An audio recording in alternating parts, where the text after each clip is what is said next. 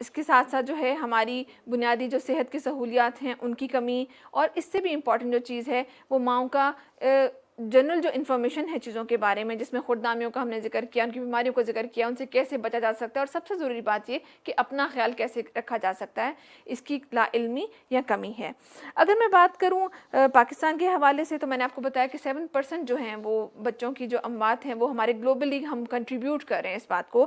تو اس میں سب سے پہلے جو ہے چیز آتی ہے پیدائش کے وقت بچوں کی نگہداشت، یعنی کہ آپ کو پیدائش کے وقت ہی پتہ چل جاتا ہے کہ بچے کی صحت آئندہ آنے والے ہفتوں میں کیسی ہوگی، یا پھر بچے کا رسپانس کیسا ہوگا، اور ان جو بیسک ہمارے پاس جو چیزیں آتی ہیں جن کو ہم مارک کر کے یا جن کو ہم جان کے ہم بچے کی صحت کا اندازہ لگا سکتے ہیں، اگر ہم اس کو اسی وقت جان لیں تو ہم مزید پرابلم سے یا مزید بیماریوں سے بھی بچ سکتے ہیں۔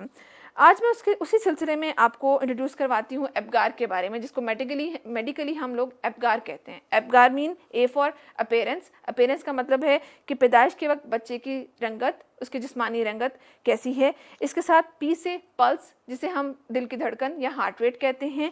جی کی اگر میں بات کروں تو گریمس کا مطلب ہے کہ بچے کی ریفلیکسز کیسے ہیں۔ ریفلیکسز میں کا مطلب یہ ہے کیا بچہ پیدا ہونے پر رویا، اور اگر آپ بچے کے کسی ہاتھ یا پاؤں کو ہاتھ لگا رہے ہیں یا آپ اس کو تھپتھپا رہے ہیں تو کیا وہ آپ کو رسپانس دے رہا ہے۔ تیسری امپورٹنٹ چیز اس کی ایکٹیویٹی کی جب ہم بات کرتے ہیں، اے سے ایکٹیویٹی کی جب ہم بات کرتے ہیں تو اس کا مطلب بچے کی مسلز ٹون ہے۔ مسلز ٹونز کا مطلب یہ ہے کہ بچے کے ہاتھ میں یا اس کی جسم میں کتنی سختی ہے اور کتنی نرمی، اس کی گرفت کتنی زیادہ ہے۔ اس کے بعد ایک اور جو سب سے امپورٹنٹ چیز ہے، جو کہ ہم اکثر جو وہ بچے جو کہ ہسپتالوں میں پیدا نہیں ہو رہے ان میں ہم اگنور کر دیتے ہیں یا ہم اس کو جانے دیتے ہیں، اور یہی وہ پرابلم ہے جو کہ بعد میں چل کر مزید بیماریوں کا باعث بنتی ہے، وہ ہے ریسپائریشن، یعنی کہ سانس کا لینا۔ اکثر جو بچے گھر میں پیدا ہوتے ہیں، اسپیشلی دائیوں کے ہاتھوں جو بچے پیدا ہو رہے ہیں یا مڈ وائفس کے ہاتھوں جو بچے پیدا ہو رہے ہیں، وہاں پر ایسی فیسلٹیز نہیں ہوتی کہ ہم یہ جان سکیں کہ بچے کی سانس لینے کا عمل کتنا تندرست ہے یا وہ کتنی ایفیکیسی کے ساتھ سانس لے رہا ہے۔ عزیز طلبہ، ہم بات کر رہے تھے ایپگار کے بارے میں، اور میں نے آپ کو بتایا کہ ایپگار یا APGAR کس چیز کی ایبریویشن ہے اور اس سے ہماری کیا مراد ہے۔ اب بات کرتے ہیں ایپگار کے سکورز کے بارے میں یا اس کی پرفارمنس کے بارے میں۔ ایپگار کا جو عمل ہے تقریباً اس کو نوٹس کیا جاتا ہے پیدائش کے 1 منٹ سے لے کر 5 منٹ کے اندر اندر۔ اس کے ساتھ ساتھ اس کے ڈیفرنٹ سکورز ہیں۔ اگر ہم انڈیویجولی ہر ایک ایلیمنٹ کی بات کریں، جس طرح کہ میں نے آپ سے اپیرنس کا کہا، یعنی کہ بچے کا اسکن کا رنگ کون سا ہے پیدائش کے وقت، تو اس کو ہم 0 سے 2 تک سکور دیتے ہیں۔ اسی طرح ہر ایک ایکٹیویٹی کے دو سکورز ہیں۔ اس کے بعد ان سکورز کی بنا پر ہم فردر بچے کو سکورنگ کرتے ہیں۔ لائک سپوز اگر میں آپ سے یہ کہوں کہ اگر بچے کا سکور جمع کر کے 7 سے 10 کے دوران بنتا ہے تو یہ ایک نارمل بچہ ہے۔ اسی طرح اگر بچہ کا جو سکور ہے وہ 4 سے 6 کے دوران بن رہا ہے تو اس کا مطلب ہے کہ بچے کو فوری طور پر سانس لینے میں اسسٹنس کی ضرورت ہے، یعنی کہ آپ نے اس کو کوئی نہ کوئی ایسی طبی امداد دینی ہے جس سے وہ بہتر طور پر سانس لے سکے۔ اگر میں بات کروں 4 سے کم سکور کی، تو اس کا مطلب ہے کہ بچے کو لائف سیونگ جو اسسٹنس ہے، یعنی کہ ایسی اسسٹنس یا ایسی رہنمائی یا ایسی طبی امداد جس میں اس کی جان بچائی جا سکے، اس کی ضرورت ہے، تو ہم فوراً بچے کو ICU یا CCU میں شفٹ کر سکتے ہیں، اور اس کی تمام جب تک اس کی تمام یہ جو سائنز ہیں یا جو علامات ہیں یہ نارمل نہیں ہوتی، بچے کو وہاں پہ رکھا جا سکتا ہے۔ اور اس سے یہ فائدہ ہوگا کہ اگر ریسپائریشن یا پلس یا مسلز یا کوئی بھی ایسی پرابلم آپ کو دیکھنے میں نظر آ رہی ہے جو کہ ہم سونوگرافی کے تھرو حمل کے دوران نہیں جان سکے، ہم اس کو بر وقت ٹھیک کر سکتے ہیں۔ اب بات کرتے ہیں اور کیا ایسا ہم کر سکتے ہیں جس کے تھرو ہم بچے کو بچا سکتے ہیں یا 5 سال سے کم عمر کے بچوں کے جو قوت مدافعت کو بڑھا سکتے ہیں تاکہ یہ جراثیم یا خوددامییں ان پر اثر نہ کر سکیں یا برا اثر مرتب نہ کر سکیں۔ تو اس میں سب سے پہلے جو چیز بہت ہی ضروری ہے وہ ہے ماں کا دودھ۔ بچے کو ماں کا دودھ پیدائش سے 1 گھنٹے کے اندر اندر جو ہے وہ انٹروڈیوس کروا دینا چاہیے یا اس کو پلانا شروع کر دینا چاہیے۔ اور اس کے بارے میں بھی بہت سے ٹریڈیشنل اور بہت سے ڈفرینٹ ویوز ہیں، ڈفرینٹ خاندانوں کے، ڈفرینٹ معاشروں کے، ڈفرینٹ جو ہے ہمیں یہ کہنا چاہیے کہ طبقات کے، جس کے اکارڈنگلی وہ بات کی جاتی ہے۔ اکثر جو ہیں وہ پرانے توہمات کی بات کی جائے تو منع کیا جاتا ہے کہ بچے کو ماں کا دودھ مت پلایا جائے کیونکہ وہ صاف نہیں، اور اس کے ساتھ ساتھ بہت سی ایسی اور چیزیں جو کہ اس کو کنٹریبیوٹ کر رہی ہوتی ہیں۔ تو میرے خیال میں اگر ہم اس بات کو آگے لے کر کے چلیں اور میں آپ کو یہ بتاؤں کہ کون سے طریقے ہیں، تو اس میں میرے خیال میں 1 گھنٹے کے اندر اندر بچے کو ماں کا دودھ ضرور پلانا چاہیے، کیونکہ جو پہلا دودھ جس کو ہم کلوسٹرم کہتے ہیں، جو کہ بہت گاڑھا ہوتا ہے, وہ فل آف اینٹی باڈیز ہے. فل آف اینٹی باڈیز کا مطلب کہ وہ والی فوج جس کا میں نے آپ کو پچھلے پروگرام سے بتایا, جو کہ کسی بھی انسان کو جراثیم سے لڑنے کے لیے تیار کرتی ہے, وہ اس میں بہت زیادہ ابنڈنٹلی پائی جاتی ہے. اس کے ساتھ ساتھ اگر ہم بات کریں تو ڈیمانڈ اینڈ سپلائی ماڈل ہے. بہت سے لوگ اس بات کی بھی شکایت کرتے ہیں کہ ماں اس قابل نہیں کہ وہ بچے کو فیڈ کروا سکے. تو یہ بات ذہن میں رکھیں کہ اللہ تعالیٰ کا یہ جو نظام ہے یہ ڈیمانڈ اینڈ سپلائی کے ماڈل پہ کام کرتا ہے, یعنی کہ جتنی بچے کی خوراک بڑھتی جائے گی ود دا ٹائم, اتنی زیادہ دودھ کی سپلائی جو ہے یا جو فیڈ ہے وہ بھی امپروو ہوتی جائے گی. اب بات کرتے ہیں ماں کے ساتھ تعلق کے بارے میں. بریسٹ فیڈنگ یا بچے کو دودھ پلانے کا جو رضاعت کا جو عمل ہے, اس میں ماں اور بچے کے بیچ میں فوائد کی بات کریں تو بہت زیادہ اسٹرانگ بانڈنگ ڈیولپ ہوتی ہے, یعنی کہ ان کی آپس میں جو محبت ہے وہ بڑھتی ہے. اس کے ساتھ ساتھ ہم یہ کہنا چاہیے کہ ایک نیچرلی ایک کانٹراسیپٹیو ہے, مطلب کہ خاندانی منصوبہ بندی کی جب بات کی جاتی ہے, اور اس کے بارے میں قرآن میں بھی کہا گیا کہ 2 سال تک بچے کو رضاعت کرائی جائے, تو اس کا مطلب یہ ہے کہ بہت حد تک یہ کانٹراسیپٹیو کا کام کرتا ہے. یعنی کہ بچوں کے درمیان اگر ہم وقفے کی بات کریں تو 2 سال تک آسانی کے ساتھ وہ مائیں جو رضاعت کرواتی ہیں وہ اس کو کیری آن کر سکتی ہیں. سستا ہے بہت زیادہ, اور سب سے بڑھ کے اگر میں یہ بات کروں کہ فل آف نیوٹرینٹس ہے, اس میں تمام غذائی اجزاء پائے جاتے ہیں جو کہ کسی بھی جاندار انسان کو زندہ رہنے کے لیے اور اپنی آپ کو بہتر, یعنی کہ انسان بہتر طور پہ اپنی صحت کو پروان چڑھانے کے لیے چاہیے ہوتے ہیں, وہ تمام اس میں موجود ہوتے ہیں. اور ایک اگر جراثیم کے حوالے سے میں بات کروں تو یہ بات بہت ضروری ہے کہ وہ مائیں جو کہ بچوں کو خود فیڈ کروا رہی ہیں یا دودھ پلا رہی ہیں, ان کو وہ تمام کنٹیمنیشن جو سے ہم کراس کنٹیمنیشن کہتے ہیں یا ہم انفیکشنز کہتے ہیں, جو کہ بوٹل کے دودھ یا ڈبے کے دودھ سے پیدا ہوتی ہیں, وہ تمام ان چیزوں سے بچ جاتے ہیں.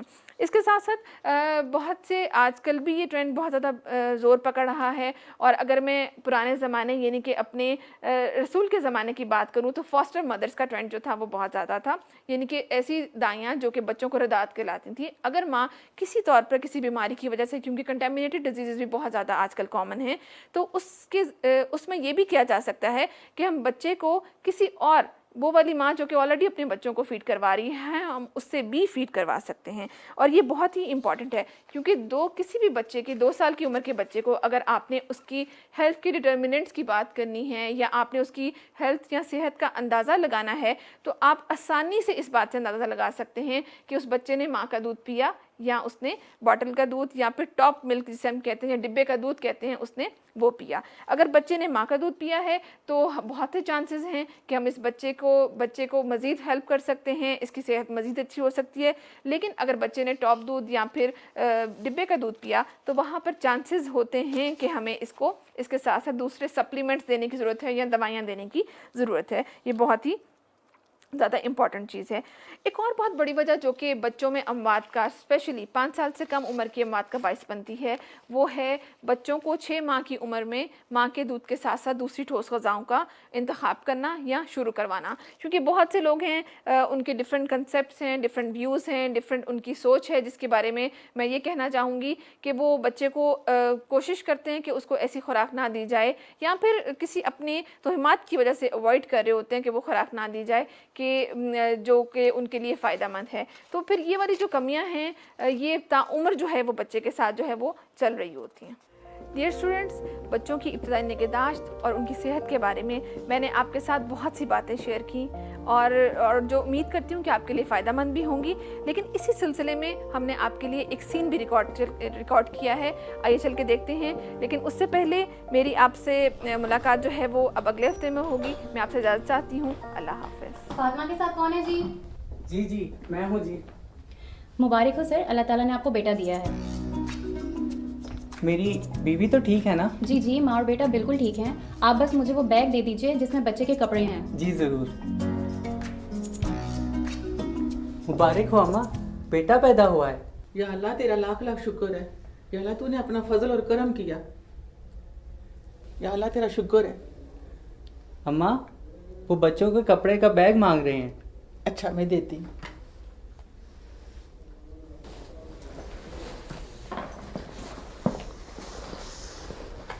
یہ لو بیٹا.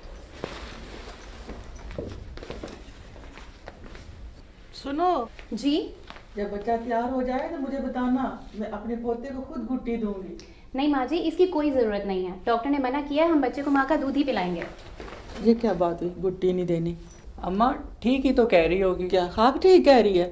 میں نے اپنے سارے بچوں کو گٹی دی ہے اور ماشاءاللہ سارے صحت مند ہیں۔ اس کل کی بچی کو کیا پتا کہ اس کے کیا فائدے ہیں۔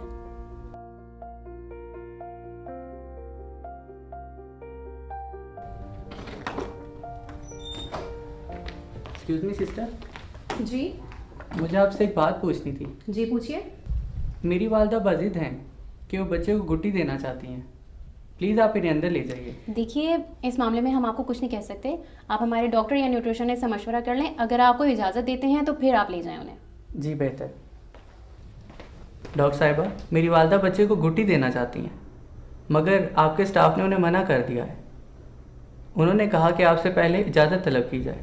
ماں جی آپ بچے کو گھٹی کیوں دینا چاہتی ہیں؟ یہ بہت ضروری ہے تاکہ میرے پوتے کی عادتیں میرے اوپر جائیں۔ ماں جی اگر آپ گھٹی نہیں بھی دیں گی تو بھی آپ کے پوتے کی عادتیں آپ پر ہی جائیں گی۔ یہ غلط فہمی ہے، اس سے اس بات کا کوئی تعلق نہیں۔ بچے کے لیے سب سے بہترین غذا ماں کا دودھ ہے، جو اسے پہلے آدھے گھنٹے میں ہی پلا دینا چاہیے۔ پہلے 2 گھنٹے میں تو دودھ آتا ہی نہیں ہے، اگر آئے تو بہت بھاری ہوتا ہے اور بچے کو بیمار کر دیتا ہے۔ یہ کیا بے شرمی والی باتیں میرے بیٹے کے ساتھ کری جا رہی ہیں؟ ماں جی پہلے دودھ کا نہ آنا ایک نفسیاتی عمل ہے، جب ماں یہ سوچ لے کہ اسے دودھ پلانا ہے تو دودھ آ جائے گا۔ اور اس کے علاوہ اللہ تعالیٰ نے ماں کے دودھ میں بے شمار بیماریوں کا علاج رکھا ہے۔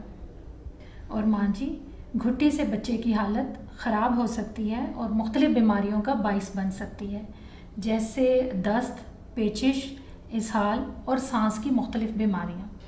بعض لوگ پانی میں پلا دیتے ہیں اور یہ بھی بچے کے لیے نقصان دہ ہوتا ہے۔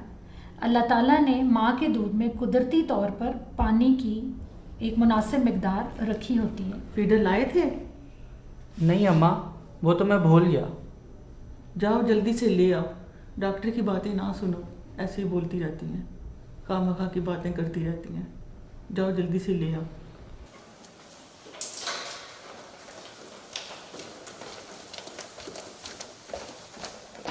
جی یہ بچوں کی ایمرجنسی کہاں ہے؟ کیا ہوا بچے کو؟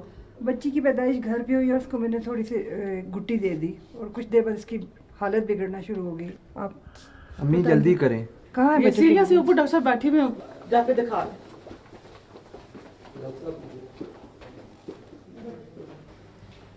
اور ماں جی گھٹی سے بچے کی حالت خراب ہو سکتی ہے اور مختلف بیماریوں کا باعث بن سکتی ہے، جیسے دست، پیچش، اسہال اور سانس کی مختلف بیماریاں۔ اماں میں فیڈر لے آیا۔ نہیں بیٹا اب رہنے دو، کیوں اماں؟ جیسے ڈاکٹر صاحب کہہ رہی ہیں وہ ٹھیک ہی کہہ رہی ہیں، اب نہیں دیتے، ٹھیک ہے اماں، اس میں کوئی فائدہ ہی ہوگا۔ ٹھیک ہے۔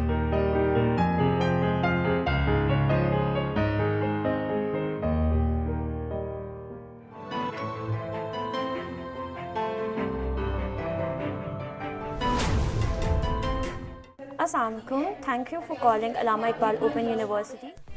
ملک کے کونے کونے میں اپنا تعلیمی جال مربوط کرتے ہوئے علامہ اقبال اوپن یونیورسٹی نے اپنے طلباء و طالبات اور ٹیوٹرز کے مسائل کے حل، درست معلومات کی فراہمی یقینی بنانے کے لیے کانٹیکٹ سینٹر قائم کیا ہے۔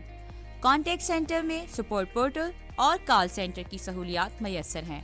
اب آپ کال سینٹر میں پیر سے ہفتہ دفتری اوقات میں ہماری ہیلپ لائن 051-111-112-468 پر کال کر کے AIOU کی خصوصی نمائندہ سے بات کرتے ہوئے یونیورسٹی میں admission, examination, books delivery, regional services, tutor support, آگاہی LMS یا پھر یونیورسٹی کے حوالے سے کسی بھی قسم کی معلومات یا شکایات درج کر سکتے ہیں۔ انٹرنیٹ پر موجود غیر مستند اور غیر معیاری سوشل میڈیا پیجز اور ویب سائٹس سے انفارمیشن لینے کی بجائے آپ ہماری ہیلپ لائن پر رابطہ کریں۔ اس کے علاوہ یونیورسٹی کے حوالے سے AIOU کی خصوصی support portal support.aiou.edu.pk per on line شکایات درج کر کے گھر بیٹھے اپنے مسائل کا حل جان سکتے ہیں۔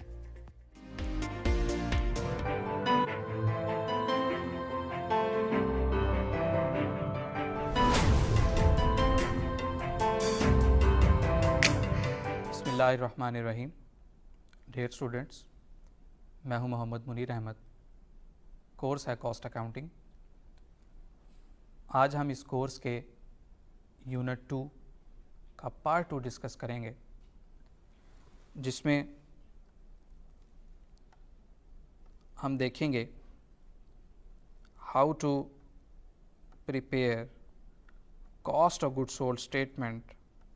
We will discuss how to prepare cost of goods sold statement for the manufacturing organizations and how to prepare income statement for the manufacturing organizations.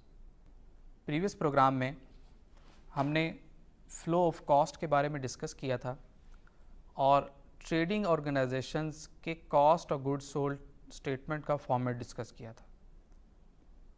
आज हम इस यूनिट के पार्ट में cost of goods manufactured statement discuss करेंगे for the manufacturing organisations. So here is an illustration which we will solve. The green manufacturer presents the following data for the period ended on June 30th, 2018. Sales for the year is 1.8 million. Raw material inventory of July 1st, 60,000. Finished goods inventory July 1st, 2,80,000. Purchases 8,08,000. Purchase returns and allowances 8,000. Raw material inventory 1,16,000. Direct labor 2,36,000. Power, heat and light 12,000. Indirect material consumed 20,000 and depreciation of plant 18,000. Then we have the depreciation of machinery 24,000, tool expenses 18,000, indirect labor 20,000 and fire insurance 3,200. And at the end we have miscellaneous manufacturing cost, that is 3,600. Apart from the manufacturing overheads, we have work in process of July 1st 1,20,000, work in process inventory June 30th 1 lakh, finished goods inventory June 30th 2,42,000. And at the end we have non-manufacturing expenses, that are marketing expenses 8% of sales and office expenses 5% of sales. And we are required to prepare cost of goods manufactured and sold statement and income statement for the green manufacturing at the end of June 30th, 2018. So, for preparing the cost of goods manufactured statement for the manufacturing business, first of all we will write the name of organization, that is green manufacturer. Then we will write the name of statement which we are preparing, that is cost of goods and sold statement, and at the end we will mention here for the year ended on June 30th, 2018. जब भी कोई भी statement prepare की जाती है तो ये 3 lines usually हम लिखते हैं at the top of each statement. सबसे पहले नेम ऑफ ऑर्गेनाइजेशन लिखा जाता है, उसके बाद जो भी आप स्टेटमेंट प्रिपेयर कर रहे हैं like cost of goods manufactured statement है, cost of goods sold statement है, इनकम स्टेटमेंट है, बैलेंस शीट है, जो भी स्टेटमेंट प्रिपेयर की जा रही है उस स्टेटमेंट का नेम मेंशन किया जाएगा।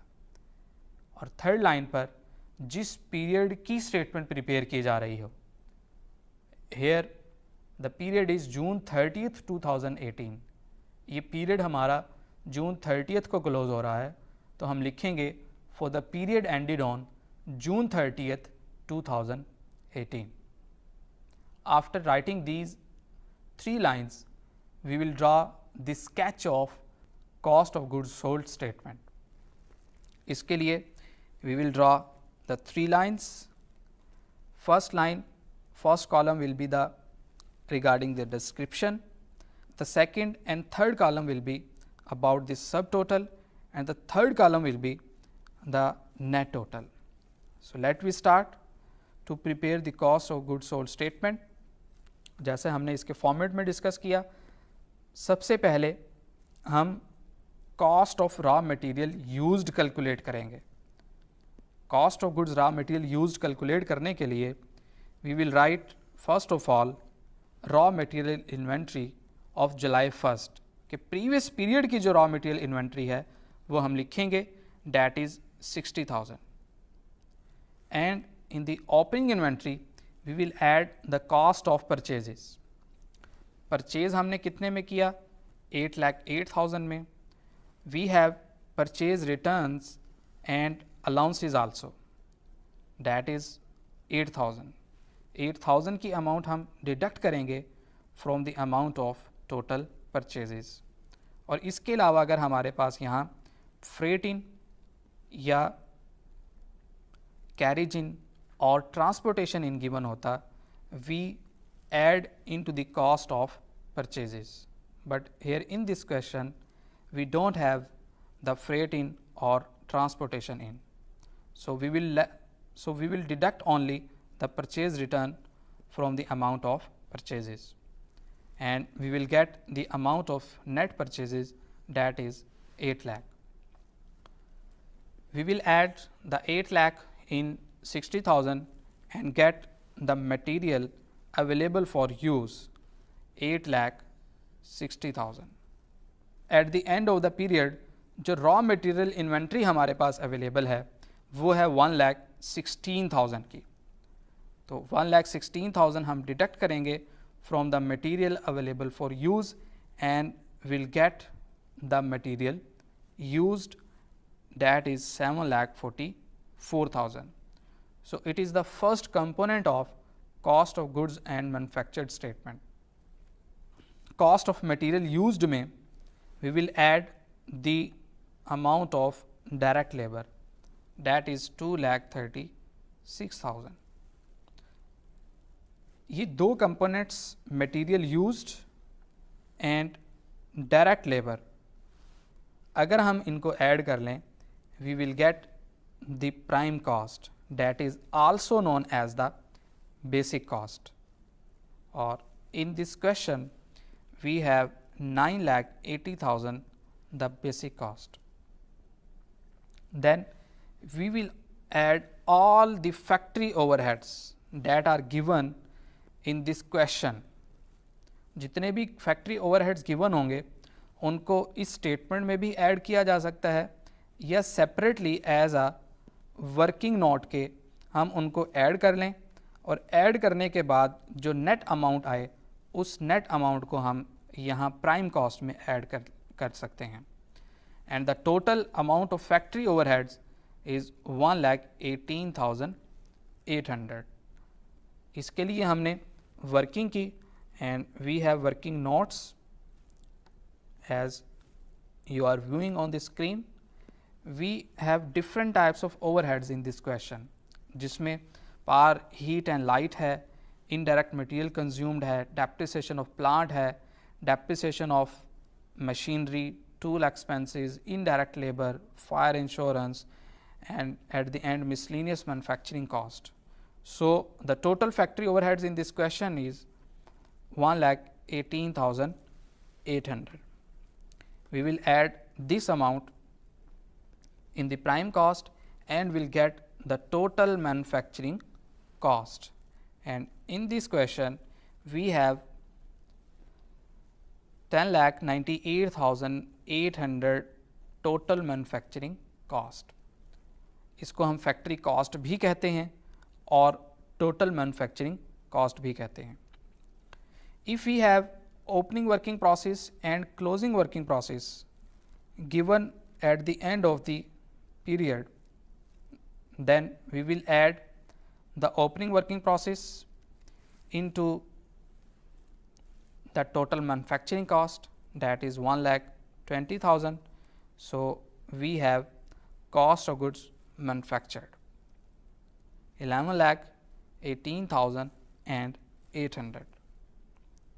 In the cost of goods manufactured, we will add the finished goods inventory 2,80,000 and get the cost of goods available for sales, that is 13,98,800.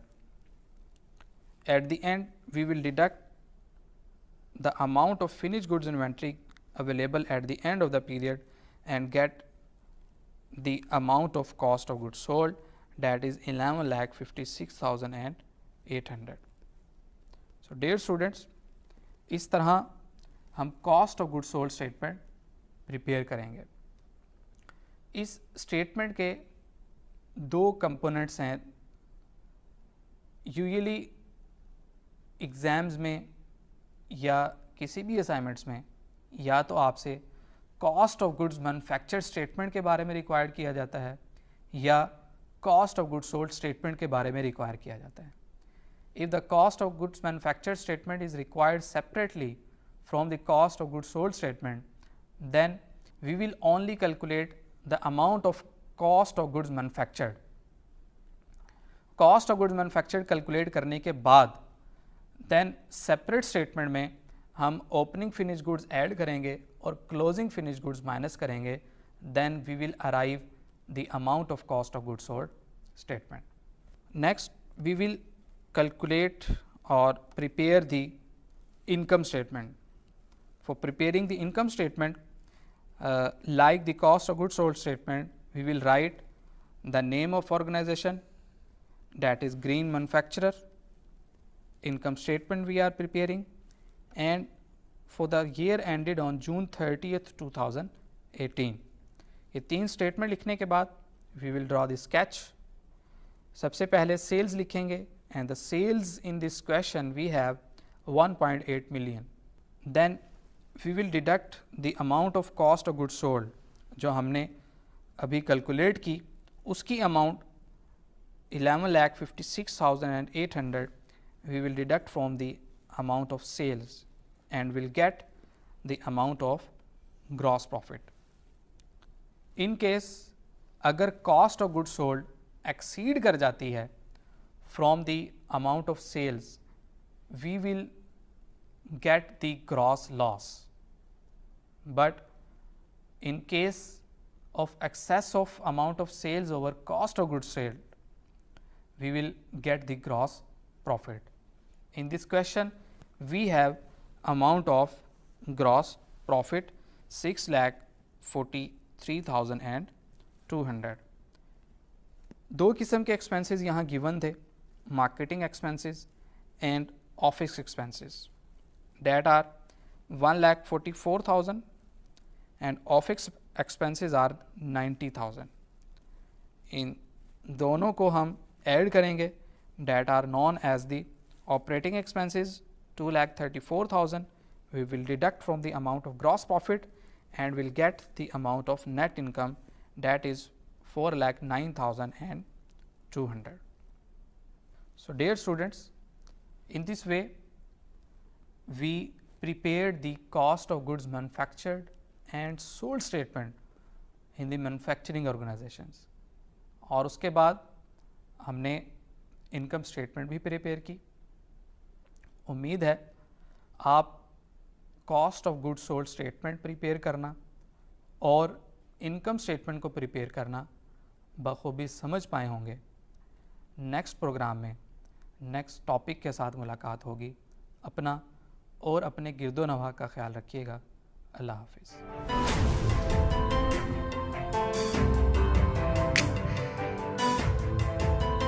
अस्सलाम वालेकुम स्टूडेंट्स, अल्लामा इकबाल ओपन यूनिवर्सिटी के टीवी स्टूडियोज़ में खुशामदीद. My name is Alina Saif and I am from the department of sociology, Allama Iqbal open university. I welcome you all to the course Introduction to Sociology. The code of this course is 4681. This course consists of total 9 chapters and this is the third video in the series. Today we will be studying chapter number 2, which is about culture.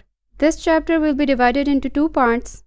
In the first half of the lesson, we will be discussing about the definition of culture. We will also discuss the importance of culture in our daily life.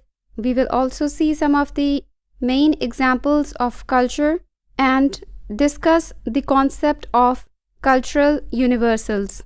So let's begin with our chapter. In this chapter, we will be learning the definition of culture, and we'll also understand the importance of culture in our everyday life. Moreover, we will also discuss some of the components or elements of culture and discuss some examples of each of them. We will also discuss some basic concepts such as cultural universals, cultural variation, and cultural integration. Now let's begin with knowing what is culture. Culture से क्या मुराद है? Whenever you think about the word culture, आपके जहन में एक लोक विरसे का मेला आ जाता है जिसमें कुछ ख़वातीन और मर्द हजरात अपने सकाफ़ती लिबास में नज़र आते हैं और कुछ लोकल फूड्स आपको पेश कर रहे होते हैं. इसके अलावा आपके दिमाग में कुछ म्यूज़िकल फेस्टिवल्स भी आ सकते हैं या एक आर्ट गैलरी जिसमें मुख्तलिफ फ़नून लतीफ़ा का मुज़ाहरा किया जाए. ये सब कल्चर का पार्ट तो ज़रूर है, लेकिन इसके अलावा भी कल्चर में बहुत कुछ शामिल है. कल्चर या सकाफ़त उन तमाम चीज़ों का अहाता करता है जो हमारे सोशल या कल्चरल लाइफ का पार्ट हैं. Culture is not the property of a single person. It is commonly shared and transmitted to all the people or all the members of a society. Culture is a complex set of teamed and shared beliefs, customs, skills, habits, traditions, and knowledge common to the members of a society. Now let's look at the definition presented by Ralph Linden. He includes everything in the culture which is a part of the way of life of the members of a society. The collection of habits, ideas, and knowledge that they learn from their ancestors, that they share among themselves, and which they transmit to their next generations. In his definition, Sir Edward Taylor includes almost everything in the culture from ideas, knowledge, beliefs, morals, laws, and so on and so forth, which the members of a society share commonly, being the member of that particular society. He also includes the skills and capabilities common to those members, and he also declares arts as a part of the culture.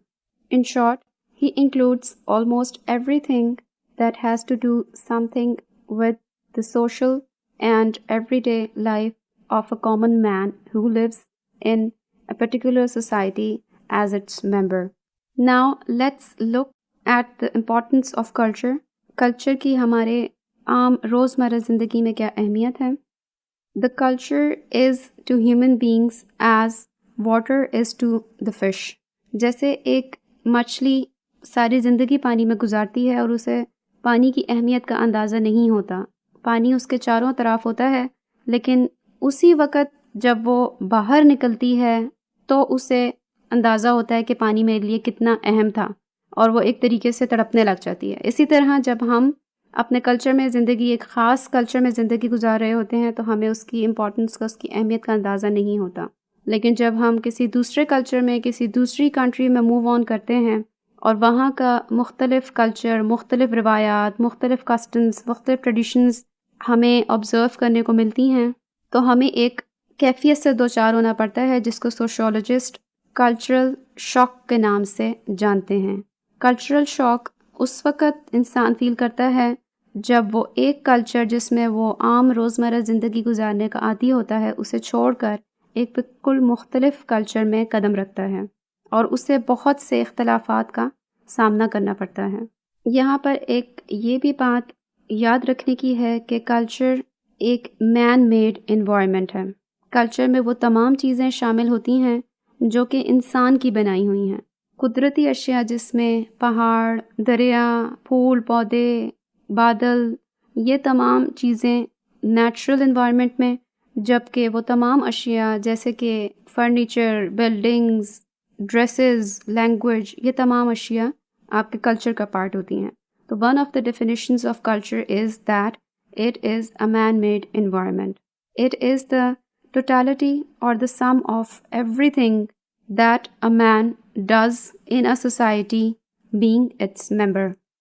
جب آپ جانوروں کی معاشرتی زندگی دیکھتے ہیں تو شاید آپ اس میں کوئی ایسا کلچر آبزرو نہ کر پائیں، لیکن انسانی معاشرے میں آپ کو کلچر کا ایک بہت اہم پارٹ نظر آئے گا.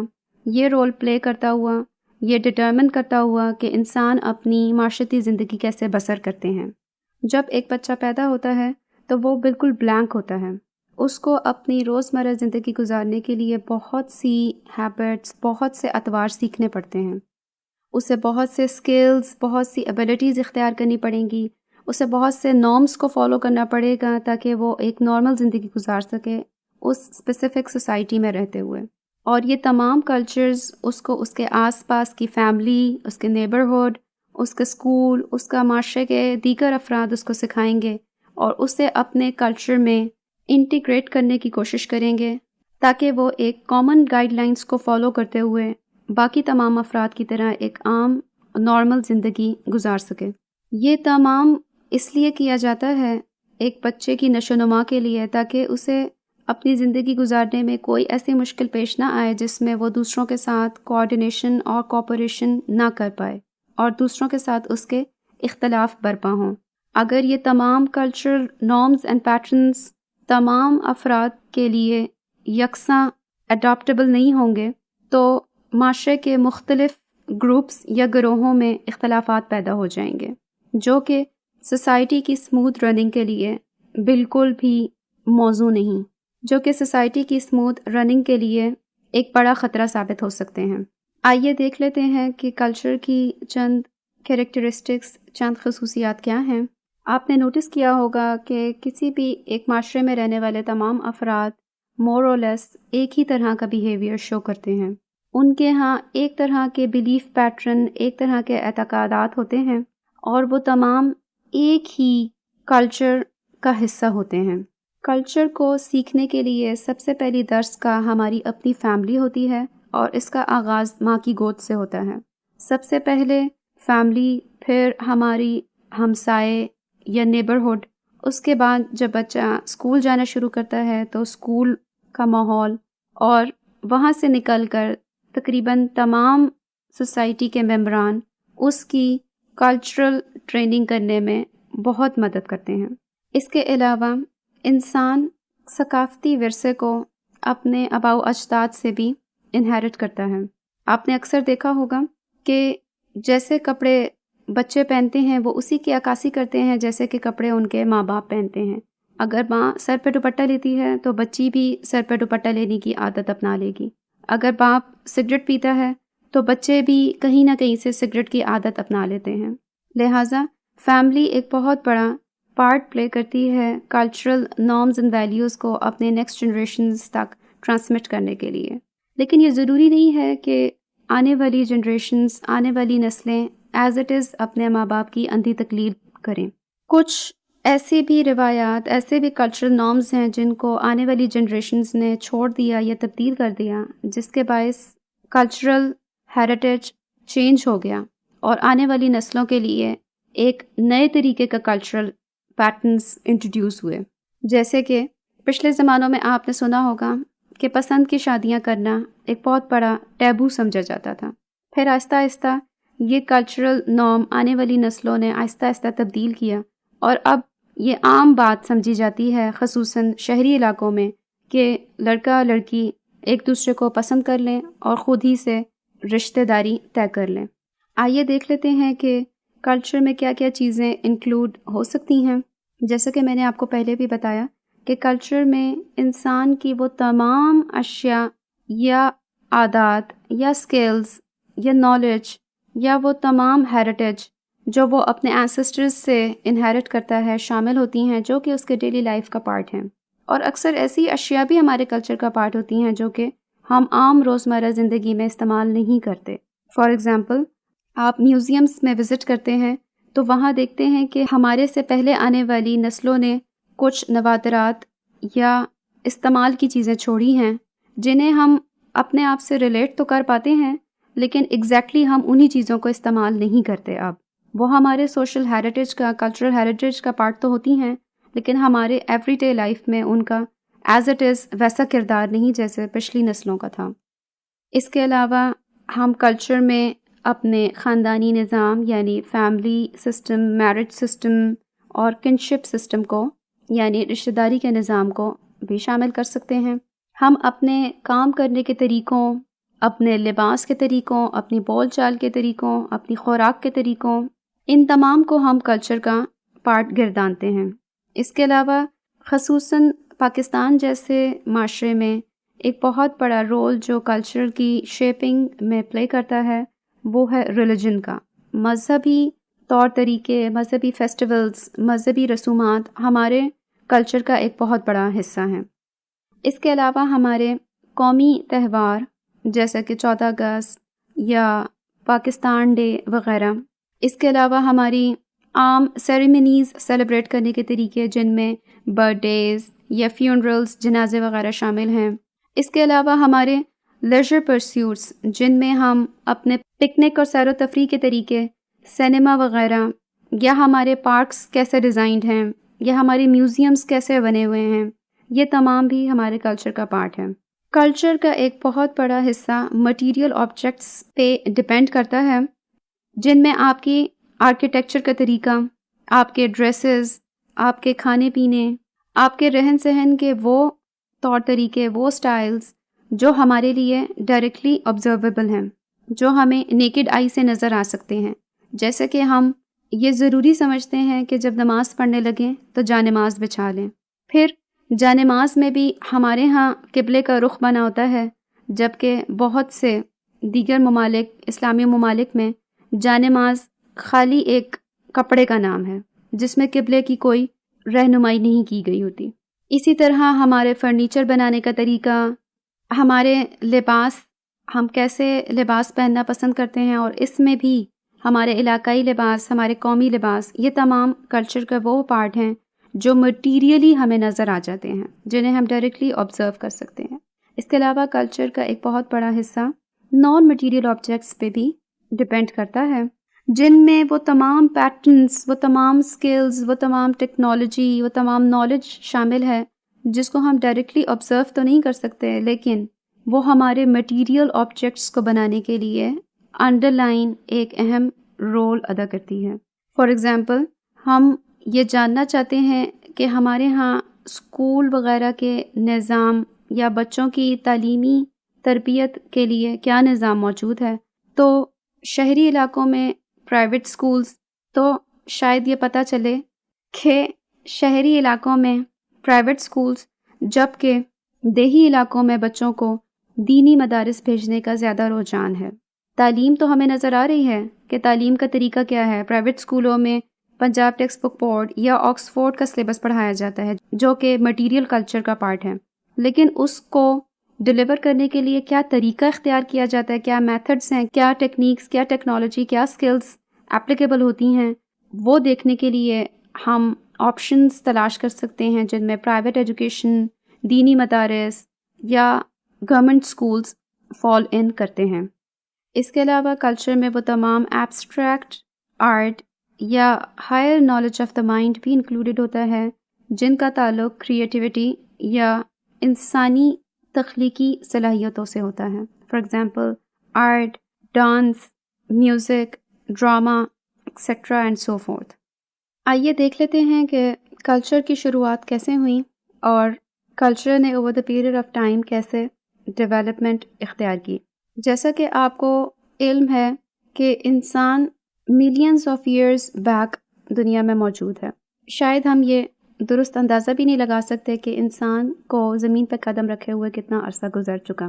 جتنا عرصہ پہلے انسان اس زمین پہ آیا، کلچر بھی اتنا ہی پرانا ہے، کیونکہ پہلے انسان حضرت آدم کے ساتھ ہی کلچر اس دنیا میں آ گیا تھا.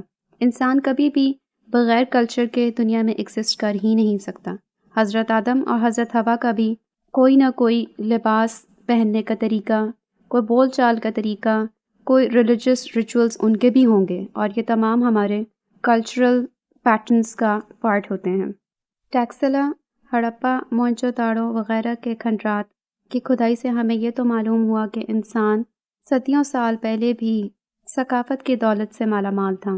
ان کھنڈرات سے ہمیں نہ صرف کھانے پینے کے برتن، مختلف جنگی آلات، سڑکیں وغیرہ، تعلیمی مدارس، دینی مدارس، ان کے لباس وغیرہ کے طریقے، ان کی خوراک وغیرہ کے طریقے پتہ چلتے ہیں، بلکہ ہمیں پتھروں پر تراشی ہوئی یا مختلف برتنوں پر تراشی ہوئی اشکال سے ان کے ہاں استعمال کی جانے والی زبان کا بھی پتہ لگتا ہے۔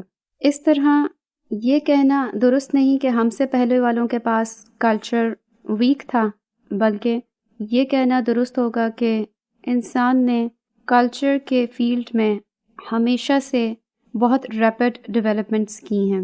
جو اشیاء یا جو طریقہ کار ہمیں ہڑپا کے کھنڈرات وغیرہ سے ملتے ہیں، انہی میں تھوڑی بہت تبدیلی کے بعد شاید وہی طریقے اور اشیاء ہم آج بھی استعمال کرتے ہیں، اور شاید اسی وجہ سے کلچرل ہیریٹیج کو انہیرٹ کرنے، اس کو ٹرانسمٹ کرنے اور اس میں وقتاً فوقتاً تبدیلیاں لانے کا عمل ہمیشہ جاری رہے گا جب تک انسان اس دنیا پر موجود ہے۔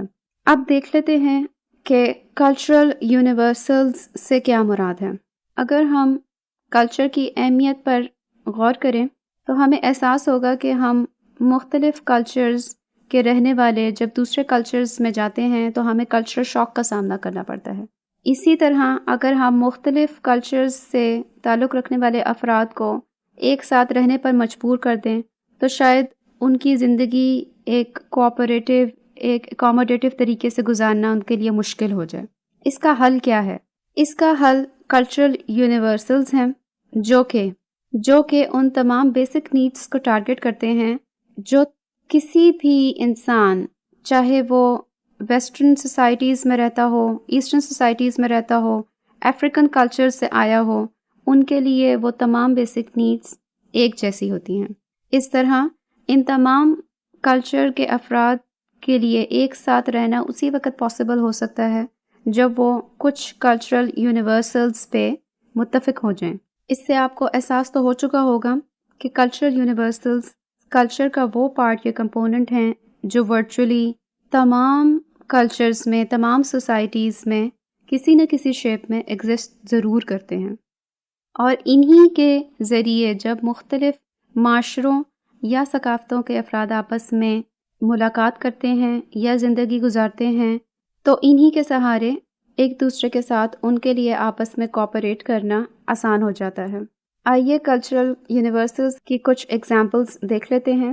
روٹی، کپڑا، مکان، یہ وہ 3 ضروریات ہیں جو تمام انسانوں کی، چاہے وہ کسی بھی کلچر، کسی بھی سوسائٹی میں رہتا ہو، اس کی بیسک نیڈ ہے۔ اس نے کھانا بھی ضرور کھانا ہے، اس نے اپنے جسم کو ڈھانپنے کے لیے بھی، گرمی سردی سے بچانے کے لیے بھی کوئی نہ کوئی کوشش ضرور کرنی ہے، اور اس کے علاوہ ماحول، درندوں یا موسمی حالات سے اپنے آپ کو محفوظ رکھنے کے لیے کسی نہ کسی پناہ کا بندوبست بھی ضرور کرنا ہے۔ اس کے علاوہ ان تمام افراد، چاہے وہ دنیا کے کسی بھی حصے سے تعلق رکھتے ہوں، کسی نہ کسی زبان کے بولنے والے ہوتے ہیں۔ ضروری نہیں کہ وہ تمام کوئی ایک کامن لینگویج، فار ایگزامپل انگریزی کو سمجھتے ہوں، بلکہ کہنے کا مقصد یہ ہے کہ ان تمام کے ہاں زبان موجود ہوتی ہے، ایک دوسرے سے بات چیت کرنے کے لیے ان کے ہاں کوئی نہ کوئی میتھڈ آف کمیونیکیشن ضرور موجود رہتا ہے۔ اس کے علاوہ تمام افراد، چاہے وہ کسی بھی معاشرے سے تعلق رکھتے ہوں، ان کے ہاں فیملی سسٹم یا خاندانی نظام، جس میں شادی وغیرہ، بچے وغیرہ پیدا کرنا، اس کے علاوہ رشتہ داریاں اور اپنی فیملی کو سپورٹ کرنا، یہ تمام صورتیں کسی نہ کسی حال میں موجود ہوتی ہیں۔ اس کے علاوہ روزمرہ زندگی گزارنے کے لیے تمام معاشروں میں کوئی نہ کوئی نارمز، ویلیوز یا سٹینڈرڈز سیٹ کر دیے جاتے ہیں جس کو ایک آرڈنری سٹیزن فالو کرتا ہے، اور اس کے لیے وہ نارمز، ویلیوز اور سٹینڈرڈز بہت امپورٹنس کے حامل ہوتے ہیں۔ اسی طرح تمام معاشروں میں زندگی گزارنے کے لیے کچھ قوانین بھی بنائے جاتے ہیں ضروری نہیں کہ یہ تمام کلچرل یونیورسلز جن کا میں نے ذکر کیا ایک جیسی صورتوں میں تمام معاشرے میں موجود ہوں، بلکہ یہ ڈفرینٹ شیپس اور ڈفرینٹ طریقوں سے مختلف معاشرے میں کسی نہ کسی صورت میں موجود ضرور ہوتے ہیں۔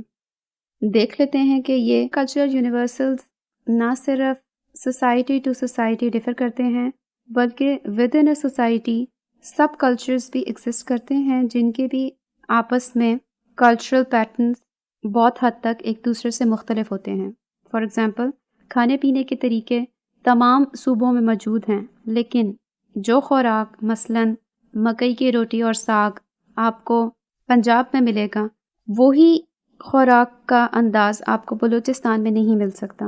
نیورتھلیس ان دونوں صوبوں میں خوراک کا کوئی نہ کوئی طریقہ تو موجود ہے، انسان بھوکے رہ کے زندگی نہیں گزار سکتے۔ اسی طرح جب آپ لباس پر غور کریں تو پنجاب کا لباس سندھ کے لباس سے کسی حد تک مختلف ضرور ہے، لیکن اپنے جسم کو ڈھانپنے اور موسم کی شدت سے بچانے کے لیے دونوں صوبوں کے افراد کوئی نہ کوئی لباس اختیار ضرور کرتے ہیں۔ اس کے علاوہ جیسے میں نے پہلے ذکر کیا، کلچر پیٹرنز ایک جنریشن سے دوسری جنریشن تک پہنچتے پہنچتے کچھ تبدیل بھی ہو جاتے ہیں، تو اسی طرح کلچرل یونیورسلز بھی تبدیل ہو جاتے ہیں وقت کے ساتھ ساتھ۔ کلچرل پیٹرنز میں تبدیلی کی اور ان میں ایکسپینشن کی ایک بڑی وجہ یہ ہوتی ہے کہ انسان ایک علاقے سے دوسرے علاقے میں مائیگریٹ کر جاتے ہیں۔ اس کے علاوہ نئی ایجادات کے ذریعے بھی، یعنی سائنسی ٹیکنالوجی میں اضافے کے باعث جو نئی ایجادات ہماری زندگی کو آئے روز تبدیل کر رہی ہیں، وہ بھی ثقافت کو بدلنے میں ایک اہم کردار ادا کرتی ہیں۔ مثال کے طور پر آج سے 20 سال پہلے ہمارے ہاں موبائلز وغیرہ کا کوئی تصور نہیں تھا۔ کمیونیکیشن کا ایک اہم ذریعہ خط و کتابت یا ٹیلی گرام وغیرہ تھے، جبکہ آج اگر کسی شخص کے پاس موبائل نہ ہو تو اسے بڑی مشکلات کا سامنا کرنا پڑتا ہے، اور لوگ الگ اس پہ ہنستے ہیں کہ اس دور میں تمہارے پاس موبائل جیسی سہولت نہیں۔ یعنی موبائل اس دور میں ہماری زندگی کا ایک اہم حصہ بن چکا ہے۔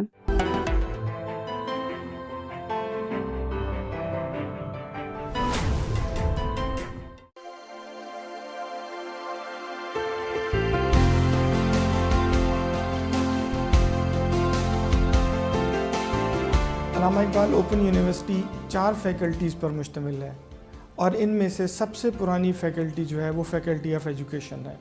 یہ فیکلٹی 1974 میں بنی، اور اس وقت یہ ایک نیشنل انسٹیٹیوٹ کے نام سے چلتی تھی۔ اس کے بعد 1984 میں اس کو فیکلٹی کا درجہ دے دیا گیا۔ اس فیکلٹی میں اسٹوڈنٹس کی تعداد باقی تمام فیکلٹیز کے مقابلے میں زیادہ ہے۔ فیکلٹی آف ایجوکیشن 6 ڈپارٹمنٹس پر مشتمل ہے، اور یہ 6 ڈپارٹمنٹس ایجوکیشن ڈسپلن کے 6 ایریاز کو کور کرتے ہیں۔ ان ڈپارٹمنٹس میں بی ایڈ سے لے کے پی ایچ ڈی تک کے پروگرامز آفر کیے جاتے ہیں۔ ان پروگرامز کے علاوہ ہم P G D post graduate diploma in early childhood بھی آفر کرتے ہیں، اور اس کے علاوہ ہمارے پاس بی ایڈ کے وہ تمام پروگرامز ہیں جو ایچ ای سی کے اپرووڈ نئے روڈ میپ کے مطابق ہیں۔ بی ایڈ کے بعد یہاں اسٹوڈنٹ ہمارے پاس ایم ایڈ میں داخلہ لے سکتے ہیں، جو کہ اب آنے والے دور میں بی ایس 4 سالہ پروگراموں میں تبدیل ہو جائیں گے، اور اس کے بعد ایم فل اور پی ایچ ڈی انہی 6 ڈسپلنز میں آفر کی جاتی ہے۔ فیکلٹی میں مختلف ڈپارٹمنٹس میں اس وقت 33 کے قریب اساتذہ خدمات انجام دے رہے ہیں۔ ہمارے پاس دنیا کے ڈیولپڈ ممالک میں سے اساتذہ گریجویشن کر کے یہاں ہمارے پاس ٹیچنگ کے فرائض انجام دے رہے ہیں۔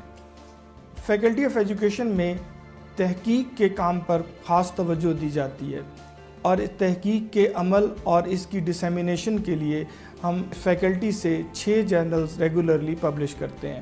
ہمارے ان جرنلز میں سے ایک ایچ ای سی کی ریکگنائزڈ کیٹیگری ایکس میں ہے، اور ایک جرنل ہمارا ایچ ای سی کی ریکگنائزڈ کیٹیگری وائی میں ہے۔ اس کے علاوہ 2 جرنل کیٹیگری زی میں ہے۔ فیکلٹی آف ایجوکیشن ریگولرلی ہر سال 2 کانفرنسز کا اہتمام کرتی ہے۔ ایک انٹرنیشنل کانفرنس آن ایجوکیشن کے نام سے ہم करते हैं, और दूसरी एक special conference early childhood education पे हर साल मुनक्किद की जाती है, जिसमें नेशनल और इंटरनेशनल लेवल के तमाम माहिरीन को मदऊ किया जाता है।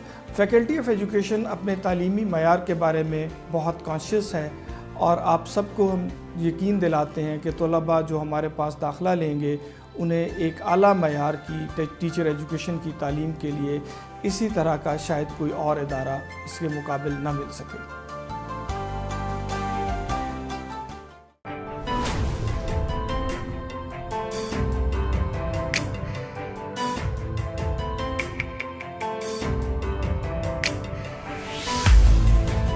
Dear students, Assalamu alaikum and welcome to the program of Business Mathematics and Statistics. The topic that we are going to discuss today is sampling and sampling distributions.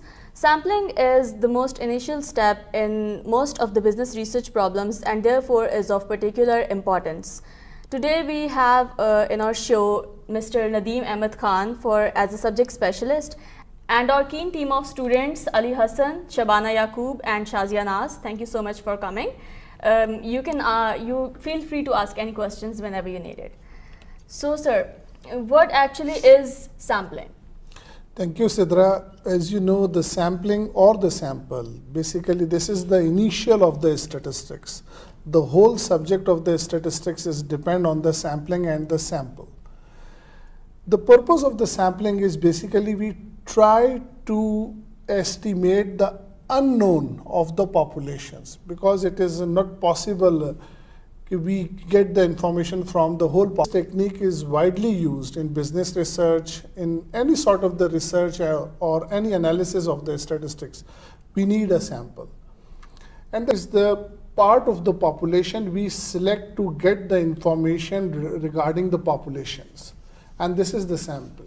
And a small number of elements from a large defined target group of elements such that the information gathered from the small group will allow judgments. Process to select the sample from the population. This is the sampling. Okay, and what is the basic structure of whole sampling that we want to study? That we want to study, or you can use the word the interest group. The interest group is